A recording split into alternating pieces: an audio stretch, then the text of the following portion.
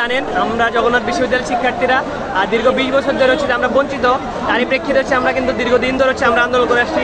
2016 সালে হল আন্দোলন করেছি, 2018 সালে আন্দোলন করেছি এবং 24 সালে কিন্তু আমরা প্রথমে শিক্ষা মন্ত্রণালয়কে আরও করেছিলাম এবং হচ্ছে এরই পরিপ্রেক্ষিতে আমাদের কিন্তু দুটো দাবি মেনে নেওয়া হয়েছে, একটা দাবি মেনে নেওয়া হয়। এরপর প্রেক্ষিতে আমরা কিন্তু গতকাল লং মার্চ করেছিলাম। লং মার্চের শুরুতে আমরা তাঁতিবাজার পুলিশের ব্যারিকেড অবরোধ করেছি, ভেঙেছি, আমরা শিক্ষা ভবনে ভেঙেছি। পরে কিন্তু যখন আমরা যমুনাতে আসি, আমরা কাকরাইল মোড় পার হওয়ার আগে হচ্ছে যে পুলিশ আমাদের উপর চড়া হয়। পুলিশ আমাদেরকে ককটেল নিক্ষেপ করে, পুলিশ আমাদেরকে সাউন্ড গ্রেনেড নিক্ষেপ করে এবং কিছু কিছু হচ্ছে যে আমরা হচ্ছে টেস্টেল নিক্ষেপ করে।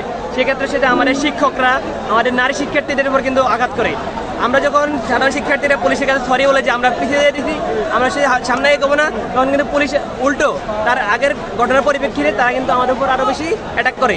আমি যখন তাদেরকে সরি বলে সামনে যেতে চাই যে স্যার আমরা হবে না, আমরা পিছিয়ে যাইতেছি স্যার, তখন কিন্তু এক পুলিশ এসে সে কিন্তু দাবির পরিচয় দিয়ে আমাকে একটা গালি দিয়ে সরিতেছে, গালিতে বলতে পারতেছি না, একটা এখানে পেটে লাথি দেয়।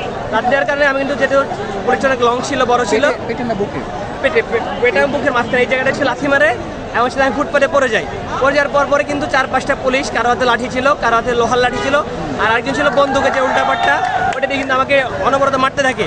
আমি কিন্তু মাথায় হাত দিয়ে ফেলি, সে ওটা সেন্সলেস হয়ে যায়। সে ওটা হচ্ছে যে আমার একটা ভাই, জগন্নাথ বিশ্ববিদ্যালয়ের ছাত্রদলের এক ভাই হচ্ছে যে আমাকে এসে রক্ষা করে এবং হাসপাতালে নিয়ে যায়।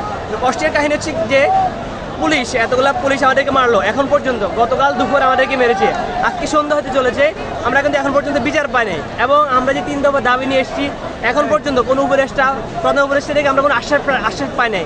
এবং দেখেন আমরা যে যৌক্তিক আন্দোলন করতে এসেছি সেটাকে প্রাধান্য না দিয়ে জাতীয় মিডিয়াগুলো প্রকাশ করতেছে কি পাশে যে যারা আছে অ্যাক্টিভিস্ট, যারা আছে জুলাইকে যারা ধারণ করে স্টেকহোল্ডার, তারা আমাদের দাবির পক্ষে না নিয়ে জাস্ট মাহফুজ আবদুল্লাহর উপরে একটা বোতল লিখি হয়েছে, এটাকে জাতীয় ইস্যু করে আমাদের জিনিসটাকে নেগেটিভ করতে চাইছে।